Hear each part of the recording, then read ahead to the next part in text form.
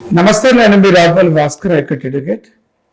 Cyber crimes చేస్తున్నటువంటి నేరగాళ్ళు రోజు రోజుకు మార్చుతూ వే ఆఫ్ క్రైమ్స్ మారుస్తూ రకరకాల సైబర్ క్రైమ్స్ పాల్పడుతున్నటువంటి ఒక పరిస్థితి.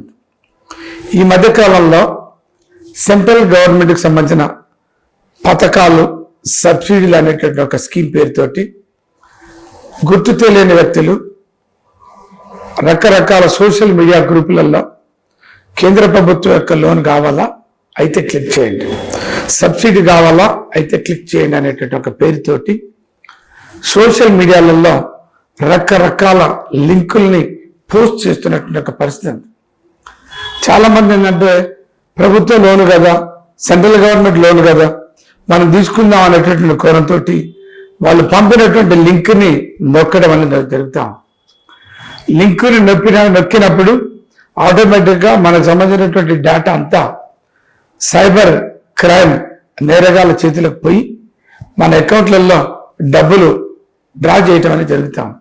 అందుకనే గుర్తు తెలియని వ్యక్తులు ఎవరైనా లింకులు పంపి మీకు కేంద్ర ప్రభుత్వం లోను కావాలా అని అడిగితే తొందరపడి లింకులు ఓపెన్ చేయకండి, నొక్కకండి. దాంతో మీకు డ్యామేజ్ జరిగే ప్రమాదం. మీరు ఒకటి గుర్తుంచుకోండి, సెంట్రల్ గవర్నమెంట్కి సంబంధించినటువంటి ఏ స్కీమ్ అయినా, స్టేట్ గవర్నమెంట్కి సంబంధించినటువంటి ఏ స్కీమ్ అయినా ప్రతిదీ నెట్లో దొరుకుతుంది, గూగుల్లో దొరుకుతుంది.